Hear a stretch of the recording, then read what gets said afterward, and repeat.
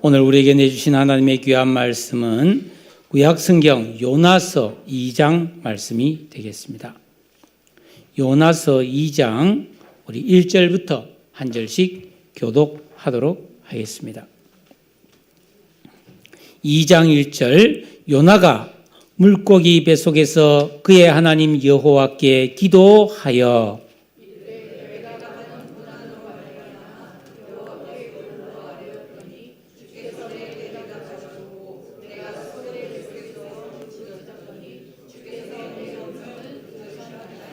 주께서 나를 깊음 속 바다 가운데에 던지셨으므로 큰 물이 나를 둘렀고 주의 파도와 큰 물결이 다 내 위에 넘쳤나이다.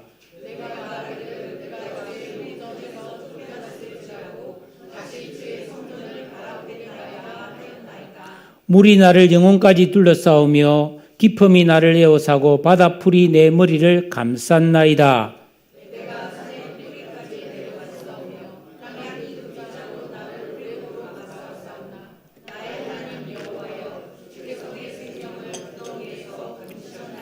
내 영혼이 내 속에서 피곤할 때에 내가 여호와를 생각하였더니 내 기도가 주께 이르러 싸우며 주의 성전에 미쳤나이다.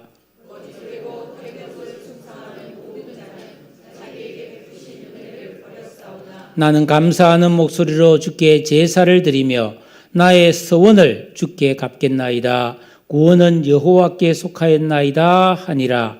여호와께서 그 물고기에게 말씀하심에 요나를 육지에 토하니라. 아멘. 할렐루야.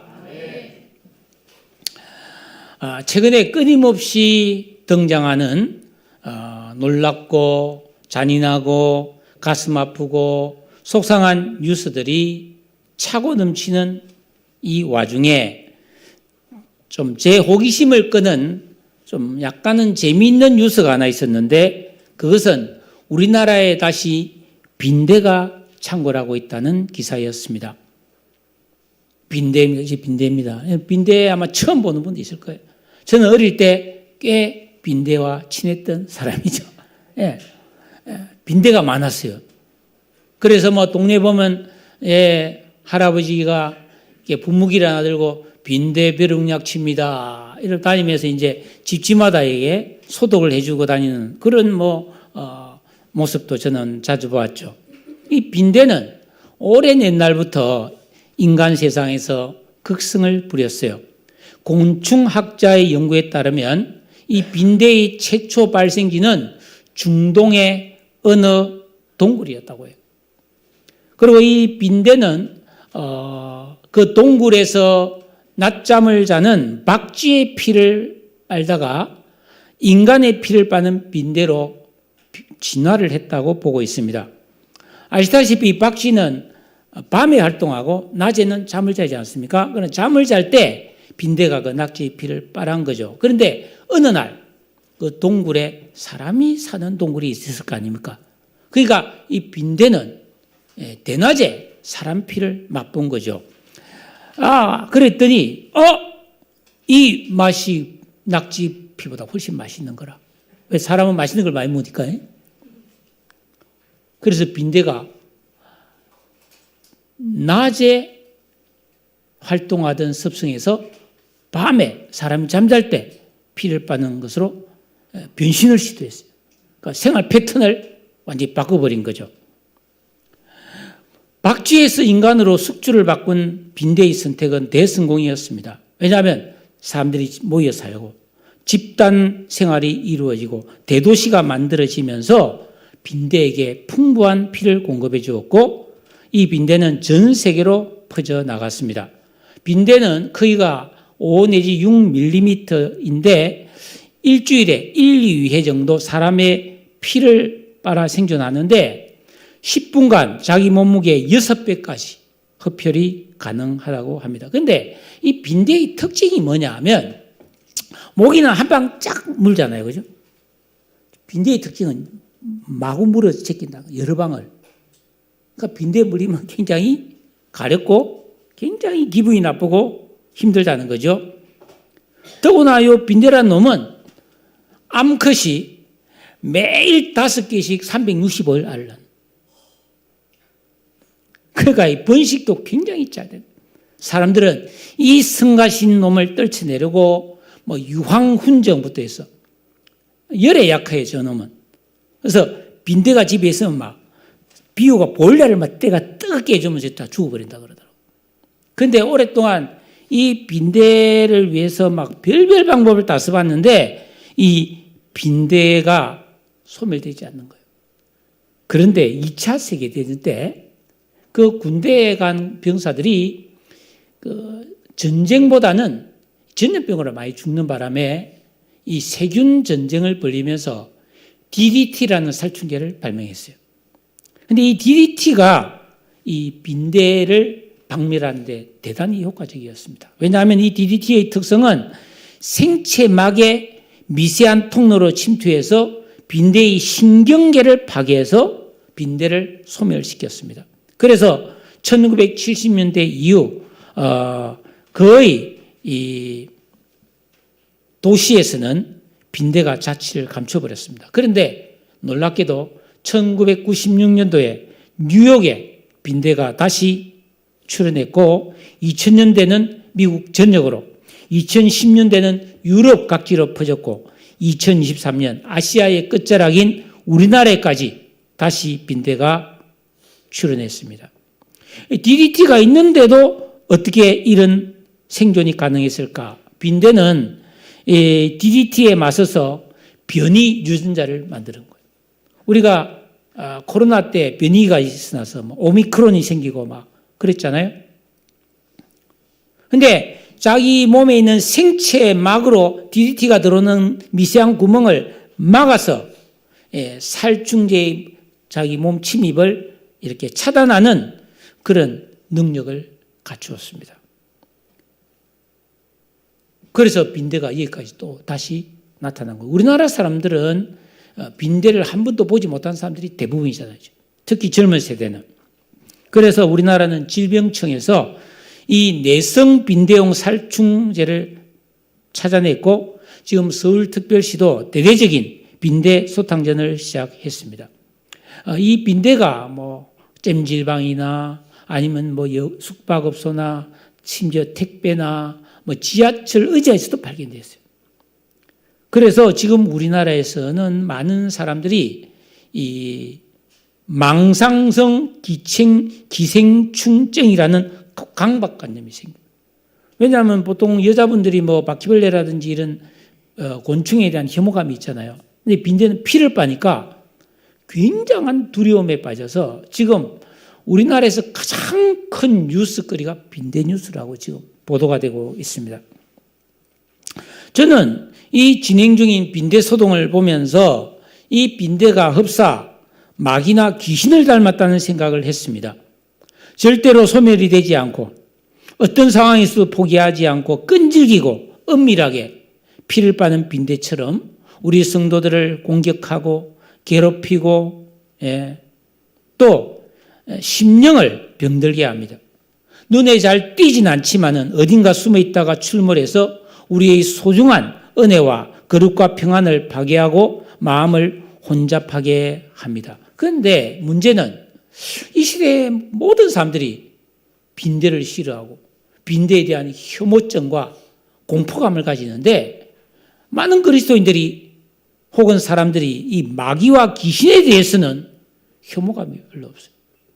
오히려 뭐 그런 영화를 만들어 놓고 재밌게 보는 거예요. 이 심각한 문제입니다. 성도는 내 영혼의 피를 빠는 영적 빈대를 반드시 소탕해야 될 줄로 믿습니다. 하지만 빈대가 소멸되지 않고 변신을 거듭하면서 끈질기게 달라붙고 공격하는 것처럼 마귀도 여간해서 우리를 포기하지 않고 지속적으로 우리를 미혹하고 우리를 죄에 빠뜨려서 우리로 하여금 피 흘리게 하는 것이 이 귀신의 역할이다. 그러면 나는 어떻게 해야 될까요? 나도 끈질기게 기도하고 믿음의 선한 싸움을 싸워야 할 줄로 믿습니다. 왜요?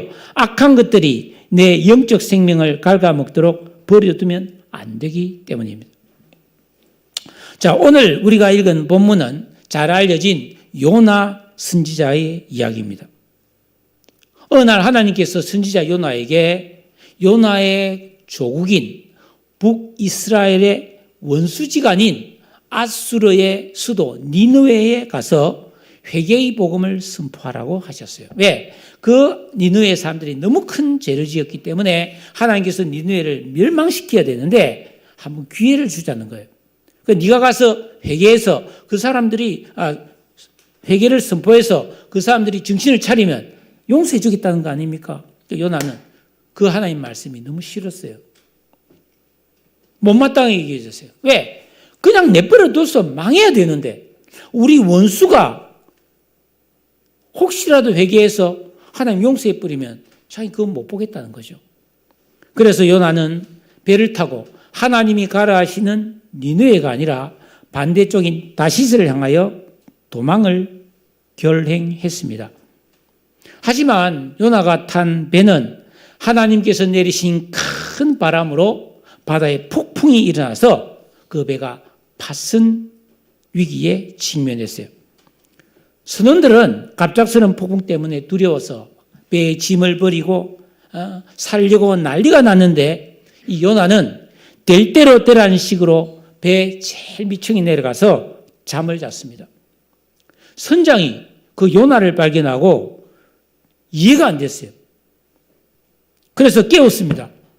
당신은 어떻게 이 와중에 잠을 자느냐? 당신 정체가 뭐냐? 그러자 요나는 한숨을 푹 쉬면서 사실은 이 폭풍이 나 때문이요. 내가 하나님의 말씀을 피했기 때문이라고 고백하면서 1장 12절에 보니까 나를 들어서 바다에 던져버리시오. 그러면 바다가 잔잔해질 것이라고 말했습니다. 선원들은 어떻게 그러냐 산 사람을 바다에 던지냐고. 처음에는 망설였지만은 계속해서 폭풍이 더 심해지자 할 수 없이 요나를 하나 둘 셋 하고 바다에 던져버렸어요. 그러자 거짓말같이 바다가 잔잔해졌어요. 여러분, 폭풍 치는 바다는 정말 무섭습니다. 저는 부산에 살았기 때문에 태풍 치는 바다가 얼마나 어마어마하다는 것을 잘 알아요. 왜냐하면 취미가 태풍 치는 바다 구경이었거든요. 정말 멋있습니다. 그 엄청난 파도, 해운대 동백섬에 여러분 파도가 치면요 60m, 70m까지 물이 올라옵니다. 그 바다가 있고 이 도로가 있는데 이 바다가 백사장을 넘어서 물이 도로까지 쳐 올라온다고. 태풍 칠 때 그 바닷물 맞는 재미로 20대는 태풍 치면 해운대로 가는 취미가 있었어요. 어쨌거나 그렇게 무섭게 파도 치던 바다가 요나가 물에 빠지는 순간 고요해졌습니다. 자, 근데 이 이야기가 인간의 이야기였다면 나쁜 사람, 하나님의 말씀을 어기고 도망친 나쁜 사람 요나는 그 바다에서 빠져 죽고 선원들은 무사히 고향에 돌아가서 하나님 잘 믿고 잘 먹고 잘 살았다. 이렇게 끝나야 됐는데 끝이 아니에요. 왜냐하면 전능하신 하나님의 능력에 의해서 그 태풍 치던 바다에 빠진 요나는 죽지 않고 여전히 바다 속에서 살아 있었기 때문에 2장, 3장, 4장까지 계속 이야기가 이어지는 것입니다. 사랑하는 성도 여러분, 이 세상에서 성도의 삶은 천국 가기 전까지는 끝이 아니라는 겁니다. 실패해도 끝이 아니에요. 성공해도 끝이 아니에요. 죽을 병에 걸려도 끝이 아니에요. 대학을 졸업해도 끝이 아니에요. 취직을 했다고 끝이 아니에요. 군대를 제대했다고 끝이 아니에요. 시작이에요. 팔순잔치를 했다고 인생이 끝났습니까? 아니에요. 끝이 아닙니다. 내가 원하는 목표를 다 이루거나 어떤 상황이 있더라도 이 세상에서는 하나님의 섭리가 계속 이어지고 있고, 네? 어떤 어려움 속에서도 회복될 수 있고 어떤 상황 속에서도 새로워질 수 있음을 믿으시기를 주의 이름으로 축복합니다. 사랑하는 성도 여러분, 하나님 말씀대로 순종해서 살고 계신가요? 아니면 내가 가고 싶은 길을 내 방식대로 살고 계신가요? 만약에 내가 하나님과 상관없이 내 멋대로 살고 있다면 그 사람은 지금 하나님에게서 도망 중인 인생이라는 겁니다. 하나님을 떠나서 도망 중인 인생에는 참된 평화가 없습니다. 아무리 숨고 깊은 곳으로 가서 잠을 자더라도 하나님의 바람과 파도, 인생의 풍랑을 피할 수가 없는 것입니다. 17절 말씀을 보면, 즉 1장 17절을 말합니다. 요나를 선원들이 바다에 던졌을 때 하나님께서는 이미 큰 물고기를 예비하여 요나를 삼키게 하였으므로 요나가 그 물고기 뱃속에서 밤낮 3일을 머물렀다고 기록하고 있습니다. 하나님은 불순종한 요나가 죽어야 된다고 생각하지 않았습니다. 하나님은 요나가 죽기보다 변화되어서 새 사람 되기를 원하십니다. 그래서 요나를 다시스행 배에서 물고기 뱃속 기도원으로 이동시켜 주셨습니다. 오늘 말씀 2장은 그 물고기 뱃속에서 선지자 요나가 어떻게 새 사람으로 바뀌는지를 그의 기도를 통해서 보여주고 있습니다. 신약 성경 누가복음 15장을 보면은 부잣집 둘째 아들이 아버지 집이 싫었어요. 그래서 아버지가 살아있는데 아버지가 돌아가시면 줄 유산을 나한테 미리 주세요. 그래서 그 유산을 받아가지고 먼 나라를 가서 그거로 막 부어라 마셔라 허랑방탕하면서 그 돈을 다 쓰고 거지가 됐잖아요. 굶어 죽게 되었어요. 그때 그 절박한 상황에서 야, 이러다가 내가 죽겠구나. 우리 아버지 집으로 돌아가자.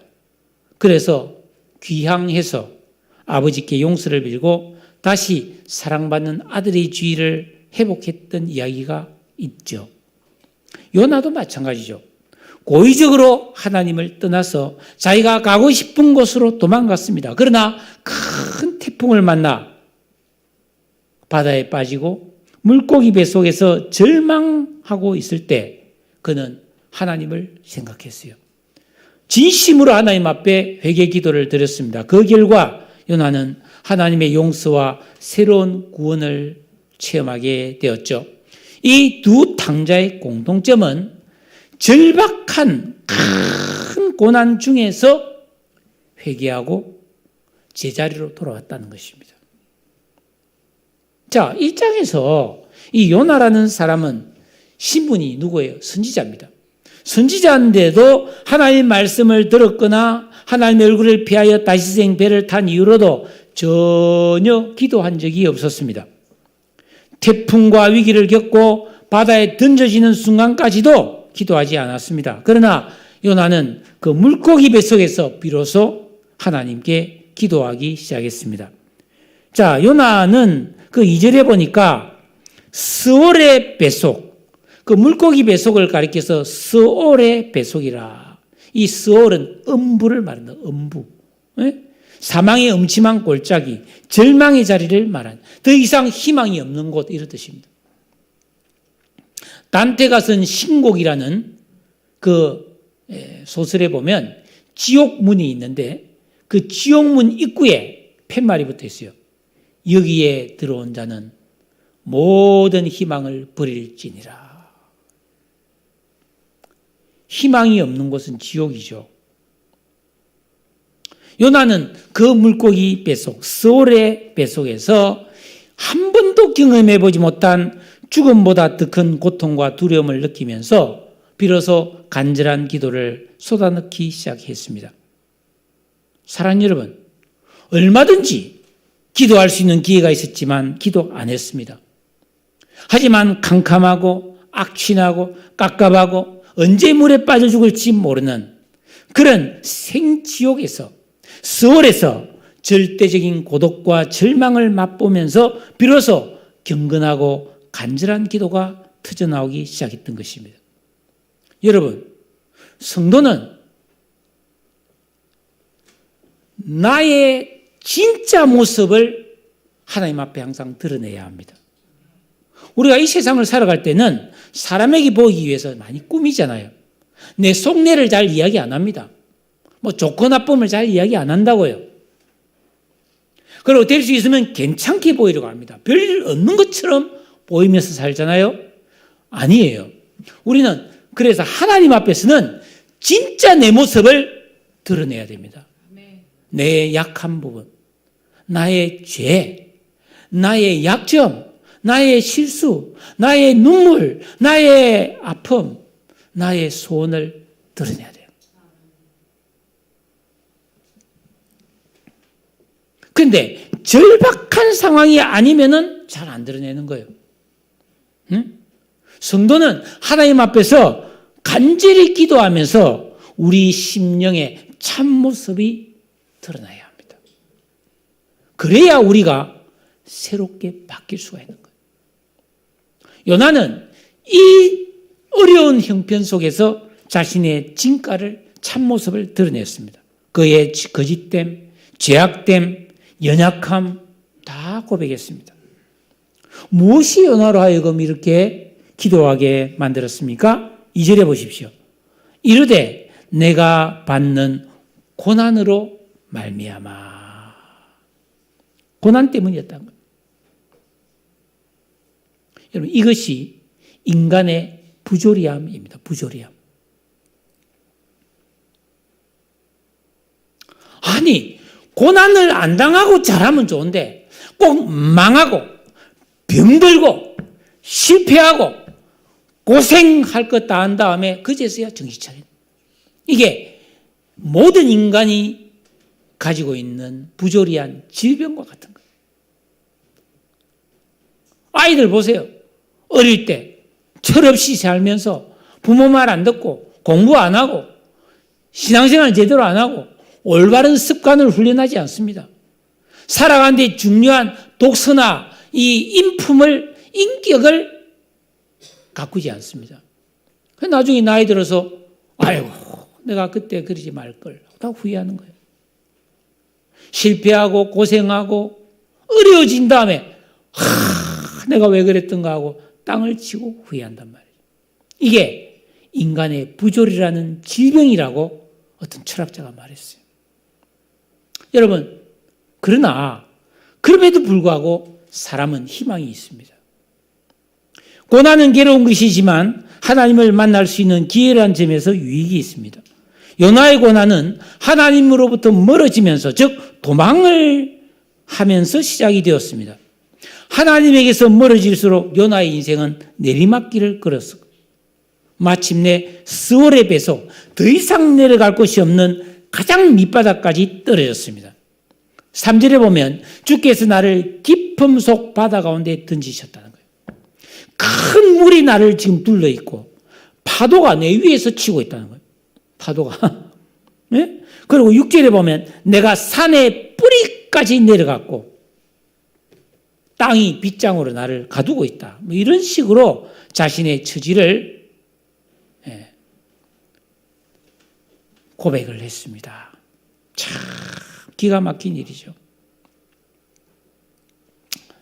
사랑하는 성도 여러분, 그런데 요나는 더 이상 아무것도 스스로 할 수 있는 게 없었어요.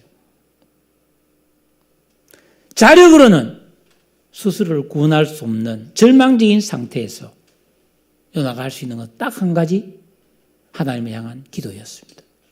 이게 중요합니다, 여러분. 기도란 것은 의식만 있으면 할 수 있어요. 쓰러져서도 할 수 있고 숨이 넘어가면서도 할 수 있어요. 그런데 건강할 때 기도하면 얼마나 좋겠어요. 어쨌든 요나는 그 절박한 상황에서 하나님 앞에 간절히 기도했는데 놀랍게도 하나님께서는 그 2절에 보니까 주께서 내게 대답하셨고 주께서 내 음성을 들으셨다고 고백하고 있습니다. 여러분, 이런 절망적인 상태에서 나의 기도를 들으시고 응답해 주실 분은 하나님 외에는 없는 줄로 믿습니다. 우리가 이 세상을 살아가다가 내 인생이 내리막길이라고 느껴질 때 우리는 큰 슬픔과 두려움을 느낍니다. 건강이 점점 안 좋아지고 있구나. 내가 점점 사람들에게 이렇게 인기가 떨어지고 있구나. 인간관계가 점점 안 좋아지고 외로워지고 있구나. 내 재정 상태가 점점 안 좋아지고 있구나. 내 믿음이 점점 안 좋아지고 있구나. 이런 내리막길이라는 느낌을 가질 때 우리가 할 수 있는 것은 하나예요. 기도입니다. 기도하는 사람에게는 다시 회복될 수 있는 소망이 있다는 겁니다. 왜? 우리 하나님은 모든 은혜의 하나님이시기 때문입니다. 고난은 고통스러운 것이지만 하나님을 제대로 만날 수 있는 기회가 되기 때문입니다. 요나는 괴로울 때 주님의 얼굴을 구했습니다. 그러니까 요나는 믿음이 있었다는 이야기죠. 우리에게 이런 믿음이 평소에 훈련되어 있어야 될 줄로 믿습니다. 그래야 기도한다는 말이에요. 요나는 기도했습니다. 4절에 내가 말하기를 내가 주의 목전에서 쫓겨났을지라도 요나는 자기가 선원들에 의해서 바다에 던짐받아서 물고기 뱃속에 들어가게 된 것을 하나님의 눈 밖에 나서 쫓겨난 것으로 보고 있죠. 그렇습니다. 인간의 역사는 창조 때부터 아담과 하와가 선악과를 따먹고 에덴 동산 낙원에서 쫓겨남은 시작을 했죠. 그때부터 인간은 끊임없이 하나님께로부터 쫓겨나는 생활의 반복이었어요. 자녀를 기르다 보면 말을 안 들 때 너 나가! 그런 말 하잖아요. 쫓겨나는 경우가 진짜 저도 어릴 때 여러 번 쫓겨났어요. 한 번 쫓겨나가지고 비가 오더라고. 비 맞을 수도 없고 우산 들고 쫓겨나는 건 아니잖아요. 그냥 쫓겨나가지고 나무 처마 밑에 앉아있으니까 우리 엄마가 찾으러 왔더라고. 얼마나 반갑던지. 안 가 이러면서 갔어요. 가자 집에 가자. 안 가 이러면서 따라갔어요. 그 기억이 납니다. 그렇습니다. 이스라엘 백성들 보세요. 끊임없이 우상 숭배하고 죄짓고 쫓겨나고 집에서 쫓겨나고 나라에서 쫓겨나고 평안에서 쫓겨나고 근데 하나님은 찾아오시는 거예요. 다시 불러주는 거예요. 회복할 수 있도록 은혜를 베푸신 사실들이 성경에 무수하게 자세히 기록되어져 있는 것입니다. 여러분, 하나님을 믿지 않는 사람들, 자기 생각에 사로잡혀 자기 욕망을 따라 살아가는 사람들은 아무리 제멋에 겨워 살더라도 자유인이 아니에요. 멋대로 살지만 그것은 방황입니다. 하나님의 은혜와 사랑에서 멀어지고 낙원에서 쫓겨나서 풍랑만난 인생일 뿐임을 우리는 기억해야 합니다. 요나는 이제 인생의 밑바닥에서 비로소 내가 주의 성전을 바라보겠나이다. 이 성전을 다시 바라보겠다는 말은 하나님께로 다시 돌아오겠다는 말입니다. 진실된 회개를 한다는 말입니다. 그랬을 때 놀라운 일이 일어났습니다. 자, 5절에 보면 물이 나의 영혼까지 뚫렸다. 깊음이 나를 에워싸고 바다풀이 미역이 내 머리에 막 이렇게 감싸고 있다. 내가 산의 뿌리까지 내려갔고 땅이 그 빗장으로 나를 오래오래 가로막고 있는 최악의 상황에서 그는 하나님의 구원을 경험하게 됩니다. 6절 보십시오. 하반절에 나의 하나님 여호와께서 주께서 내 생명을 구덩이에서 건지셨나이다. 할렐루야. 7절 같이 한번 읽어보겠습니다. 7절 말씀 다 같이 읽습니다. 시작.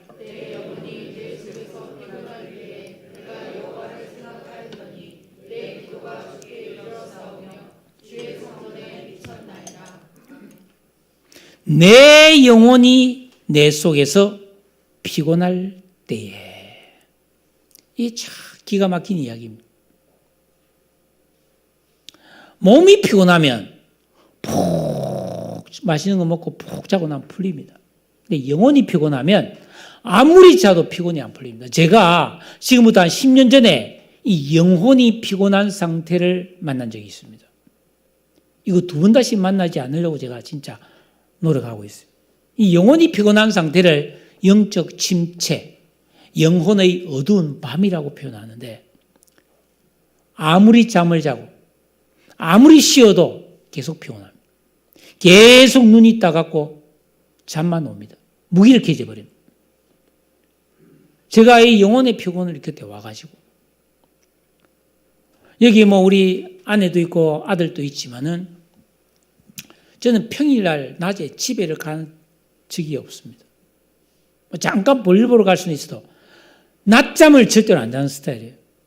저는 밤에 숙면하고 아침에 정확하게 9시 반 이전에는 출근하려고 애를 쓰고 하루 종일 교회에 있다가 일 보고 밤에 한 7시나 8시에서 퇴근하는 스타일이에요. 지금도. 근데 영혼의 피곤이 찾아와가지고 이거 뭐 한 번 내가 집에를 갔어요. 낮잠 잡으려고. 너무 피곤하니까. 견딜 수가 없으니까. 근데 누워있는데 잠도 안 와. 그래서 집에서 일어나서 찜질방을 찾아갔어요. 인천에 뭐 어디 찜질방을 찾아갔어요. 가서 뭐 어떤 동굴 같은 데가 있어서 들어갔는데 시끄러워서 잠이 안 오는 거예요. 그래서 사람 없는 데를 찾아보니까 막 얼음방에 들어갔는데 막 추워서 또 못 있겠는 거예요. 그래서 안 돼, 뜨거운 방에 가서 더워서 숨이 막혀서 못 있겠는 거예요. 그래서 구석구석 자서 제일 구석탱이 가서 누웠는데 잠이 오긴커녕 더 고통스러운 거예요. 그래서 30분도 안 돼서 돌아나. 어디로 가야 될지를 모르겠더라고요. 그래서 내가 그때 느낀 점이, 야, 이 세상 어디에도 쉴 곳이 없구나.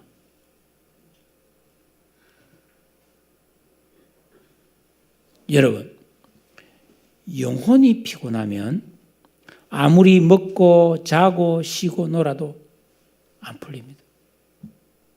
그때는 어떻게 해야 되는가? 이제는 알아요. 그 치료법을 이제는 제가 알아요. 그때는 몰랐는데 내 영을 먹여야 되는 거예요. 영이 피곤하니까. 영을 먹여야 되는데 이런 치료는 오직 하나님만이 하실 수가 있는 겁니다.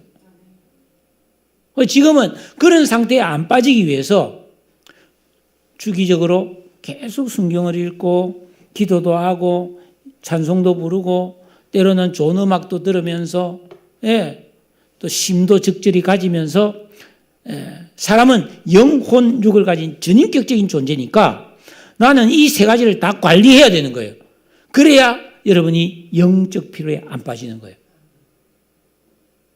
그래서 여러분들에게 제가 분명히 말씀드렸는데 이 주일에 교회 와서 최소한 예배만 충실하게 일주일에 한 번 주일 예배라도 충실하게 드리면 영혼의 피로까지는 안 갑니다. 최소한이에요, 최소한. 근데 이것도 안 했다? 나는 책임 못 집니다. 사랑하는 성도 여러분, 하나님은 나를 건지시고 살리시고 강건케 하시는 분이심을 믿으시기 바랍니다. 우리는 이 사실을, 이 복음을 누려야 되고 이걸 모르는 세상 사람들에게 전해야 되는 거예요. 그런 영혼의 피로에 많이 빠지면은 결국은 큰 병이 오게 돼 있어요. 그게 뭐예요? 우울증, 공황장애 이런 걸 가는 겁니다. 이 세상에는 실패하고 병들고 낙심하고 고통하고 넘어지고 쓰러진 사람들이 너무 많죠. 그런데 그들을 누가 살릴 수 있습니까? 하나님이 살릴 수 있어요. 그래서 우리는 이 복음을 누리면서 이 복음을 모르는 사람에게 알려주는 것이 바로 전도인 줄로 믿습니다. 호세아 6장 1절에 오라 우리가 여호와께로 돌아가자. 여호와께서 우리를 찢으셨으나 도로 낫게 하실 것이요 우리를 치셨으나 싸매어 주실 것입니다. 여호와께서 이틀 후에 우리를 살리시며 제3일에 우리를 일으키시리니 우리가 그 앞에서 살리라. 하나님으로부터 도망 중인 성도, 쫓겨난 상태로 슬프게 사는 사람들, 내 인생에 바닥을 치고 있다는 낭패감을 가진 사람도 예수 믿고 회개하고 기도하여 회복할 수 있기를 주의 이름으로 축복합니다. 하나님의 말씀을 외면하고 도망쳤던 요나가 물고기 뱃속에서 간절하고 절박하게 기도했을 때 하나님은 그 요나의 기도를 들어주시고 요나의 죄를 용서해 주시고 구원해 주셨어요. 요나는 이걸 직감적으로 알았습니다. 여러분, 간절히 기도해 본 사람은 어느 순간 하나님 내 기도를 들으셨구나. 이제 살았구나. 회복되었구나. 이런 영감이 느껴지게 돼 있어요. 왜요? 요나는 선지자이기 때문에. 그런데 놀랍게도 신약 성경은 예수 믿고 구원받은 우리를 선지자라고 말하고 있습니다. 여러분도 이런 영감이 다 있는 거예요. 그래서 여러분이 간절히 기도해 보면 어느 순간 하나님이 내 기도를 들으시는구나 하게 감이 오는데 요 감이 너무 좋은 감이에요. 할렐루야. 요나가 감격했어요. 그래서 요나가 확 바뀝니다. 너무 감기해서 8절에 뭐라고 했어요? 거짓되고 헛된 것을 숭상하는 모든 자의 자기에게 베푸신 은혜를 버렸사오나 거짓되고 헛된 것, 이게 히브리어로 헤블레. 한번 따라해 보세요. 헤블레. 좀 재밌잖아요. 헤블레. 이 헤블레는 바로 우상 숭배하는 것을 말합니다. 여러분, 우상 숭배자들의 특징은 햇빛도 주시고 비도 주시고 산소도 주시고 모든 것을 주시는 하나님의 은혜로 살면서 하나님의 은혜를 모른 채 엉뚱한 짓을 하는 어리석은 사람들이에요. 그런데 요나는 나는 그런 사람이 아니라고 고백하면서 나는 하나님의 은혜를 알고 있다면서 선을 합니다. 9절에 나는 감사하는 목소리로 주께 제사를 드리며 나의 소원을 주께 갚겠습니다. 구원은 여호와께 속하였나이다. 요나가 그 뻣뻣하던 요나, 조금 개팍스럽던 요나가 나긋나긋해졌습니다. 자, 여러분 여기서 감사하는 목소리로, 이것은 하나님의 은혜에 감격해서 부르는 기도와 찬양 소리를 말합니다. 많은 사람이 같이 기도를 해도 다 하나님은 똑같이 듣지 않습니다.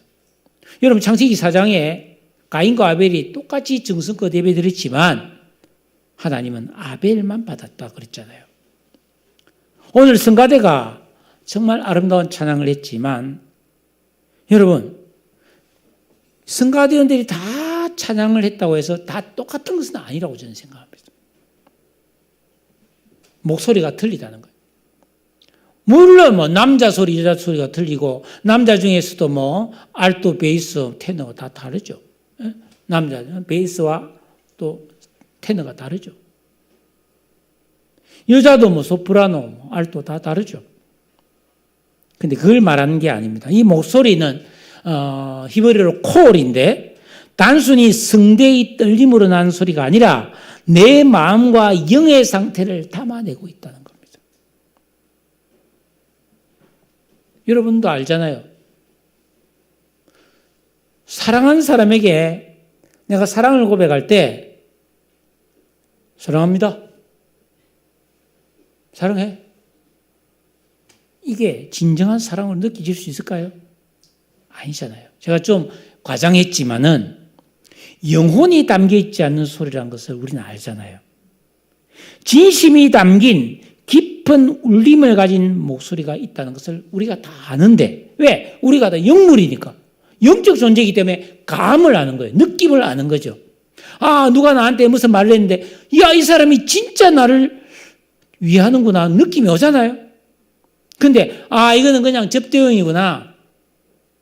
그렇잖아요. 백화점 가면 고객님 반갑습니다. 이렇게 하잖아요. 그게 진심이 난 담겨 있다는 생각은 안 하죠. 그 직업적인 거지. 그런데 하나님이 왜 내 목소리를 눈치 못 채시겠어요? 요나는 말하는 것입니다. 주님, 제가 지금까지는 좀 근성으로도 찬송한 적 있고 그냥 습관적으로 기도한 적도 있는데 진짜 제가 이제는 감사하는 목소리로 주께 찬양과 감사의 제사를 드리겠습니다. 그렇게 고백하고 있는 것입니다. 니네로 가라 하신 말씀 제가 순종하겠습니다 하고 스스로 순종을 결단하고 있는 것입니다. 사랑하는 성도 여러분, 전 여러분에게 도전합니다. 여러분이 이제부터는 저도 내가 하나님 앞에 찬송을 부르고 기도를 한다면 진정한 목소리로서 하나님 앞에 예배드리기를 소원하시기를 주의 이름으로 축복합니다. 그런 습관을 길러야 사람에게도 진정한 목소리로 말할 수 있는 능력이 생길 줄로 믿습니다. 자, 요나는 회복됩니다. 그러나 제가 볼 때 이 요나의 인생은 구원을 받고 다시 살아나긴 했지만 그 엄청난 바다에 빠졌다가 살아나긴 했지만 별로 좋은 삶으로 보이진 않습니다. 왜죠? 불순종하고 도망가고 쫓겨나서 인생의 밑바닥에서 죽겠으니 살려달라고 애원해서 구원받는 게 별로 좋은 삶이 아니라는 거예요. 그것도 참 귀하지만은 왜 죄를 짓고 고난당하고 낭패를 당한 뒤에 전부여 어지없어서 손 들고 옵니다 이래야 됩니까? 그냥 평소에 잘하지. 근데 그게 잘 안 되거든. 왜? 우리 아담 안에 있는 악한 지각과 감성을 가졌기 때문에 그게 안 된단 말이에요. 어떻게 해야 되느냐? 가장 좋은 길은 우리가 계명을 지키고 주기도문을 붙들고 기도하는 진정한 영적 생활을 살아내는 거예요. 여러분, 감사에도 품격이 있습니다. 죽다가 살아나서 감사하는 것도 좋은 일이지만 범사에 감사하면서 주 안에 있는 나에게 딴 근심이 있으랴 이 찬송하면서 내 주 예수 모신 곳이 그 어디나 하늘나라 고백하면서 감사하는 목소리로 애통하기보다는 생기와 기쁨이 충만한 감사가 더 좋은 감사이고 하나님께서 더 영광 받으실 줄로 믿습니다. 9절에 구원은 여호와께 속하였나이다. 만물을 창조하신 하나님께서 요나를 구원하는 것도 니느의 그 이방 사람을 구원하시는 것도 하나님의 소관이고 하나님 뜻에 달려있음을 고백하는 것입니다. 그렇습니다. 진정한 신앙은 하나님의 주권을 믿고 찬양하는 것입니다. 하나님께서 하시는 모든 일이 선하고 아름답고 거룩하심을 믿고 순종하며 기쁘게 찬송하는 것이 성도의 본분인 줄로 믿습니다. 그러자 그 순간 여호와께서 물고기에게 야 물고기야 너 요나를 저 니느의 앞바다에 토해내라 명령하니까 물고기가 예 하나님 하면서 칵 하고 요나를 탁 했는데 요나가 정신 뻗치 차리고 해를 봤어요. 뭐 보니까 니느웨에 와 있는 거예요. 물고기 잠수함을 타고 니느웨로 도착했습니다. 진작 오지. 도망가다가 폭풍 만나서 한참 돌아서 죽을 고생을 하고 제자리에 왔다 이 말이죠. 사랑하는 여러분, 그렇습니다. 우리가 하나님 앞에서 도망가고 쫓겨나고 죄 가운데 살아가는 인생이 되면 불필요한 시간 낭비, 불필요한 고생을 하다가 제자리로 오게 되는 거예요. 여러분, 이런 시행착오 없는 순탄한 인생을 살아가는 행복자가 되시기를 주님의 이름으로 축복합니다. 말씀을 맺겠습니다. 회개하고 세상에 다시 나온 요나는 어제의 요나가 아니라 새롭게 거듭난 요나였습니다. 그런데 여러분, 태풍 치는 바다에서 아무리 살아나와도 산전수전 다 겪고 살아남아도 이 세상 배에서는 나를 변화시키지 못합니다. 그러나 하나님이 준비하신 물고기 뱃속 기도원에서 요나는 새로운 자아가 창조되었습니다. 내가 변화되지 못하고 여전히 갈등하고 욕망과 불순종 가운데 있다면 우리는 하나님 앞에 회개하고 부르짖어야 합니다. 구원은 하나님께로부터 오기 때문입니다. 질병에서도 구원받고 실패에서도 구원받고 온갖 어려움 속에서도 회복되는 것은 하나님이 주시는 구원입니다. 하나님은 우리 성도가 스스로 순종하거나 회개하지 못할 때 고난의 용광로 혹은 물고기 배속 기도원에 집어넣고 치료하십니다. 거기서 비로소 나의 진 모습을 발견해서 회개하고 자복하고 기도할 때 변화가 시작되는 것이죠. 그러나 그건 좋은 방법은 아니죠. 평소에 계명을 지키고 기도함으로써 여러분 우리는 이런 연단 없이 거룩하게 되는 길을 가는 게 성도의 행복인 줄로 믿으시기를 바랍니다. 요나의 욕심, 교만, 다시스행 티켓, 소지품은 바다에 다 빠져버렸지만 하나님께서는 새로운 은혜로 요나를 기쁘게 해주었습니다. 하나님은 감사하는 목소리를 정확하게 알아들으십니다. 귀가 밝기 때문에. 우리가 마음속으로 하는 소리도 하나님 들으십니다. 너의 작은 신음에도 하나님은 응답하신다고 하지 않으셨나요? 자, 여기서 여러분 질문 하나 할게요. 혹시 여러분 중에 요나가 좀 부러운 사람이 있습니까? 나도 물고기 뱃속에 한번 들어갔다 나왔으면 좋겠다 하는 사람이 있습니까? 꿈 깨세요. 신청하면 제가 기도해 드릴게요. 네, 그렇지 않아요. 그냥 교회에서 집에서 기도하는 게 좋은 기도입니다. 네. 그런데 사람은 그렇지 않아요. 꼭 그런데 가서 고생을 해야 정신을 차린다고요. 왜죠? 내 영혼에 은혜의 피를 빠는 빈대가 있기 때문에. 마귀는 끊임없이 우리를 타락시키려고 합니다. 기도하지 못하게 하고 예배의 자리에서 도망가게 하고 내 기분 문제, 사소하고 허탈한 문제로 세월을 허비하게 만듭니다. 도망가는 요나, 풍랑 만난 요나, 바다에 던져졌던 요나는 기도하는 요나로 바뀌었습니다. 하나님의 구원을 경험하고 감사하는 목소리로 찬미의 제사를 드렸습니다. 사랑하는 성도 여러분, 실컷 고생하지 않고도 감사하는 목소리로 찬양하는 여러분 되시기를 바랍니다. 계명을 지키고 기도하는 진정한 영적 생활을 꾸준히 반복하십시오. 그래서 내 의식과 지각과 인격이 새로워지면 우리는 하나님의 사랑과 그분의 은혜와 능력이 깨달아지고 그분의 사랑이 절감하면서 느끼게 되면서 우리는 진심으로 하나님을 찬송하며 감사할 수 있게 되는 것입니다. 여러분, 여러분의 음성이 변화되기를 바랍니다. 그냥 몸이 건조한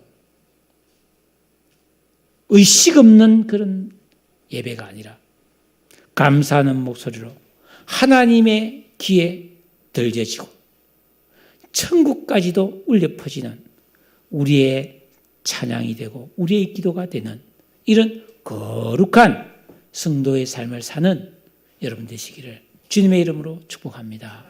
기도하겠습니다.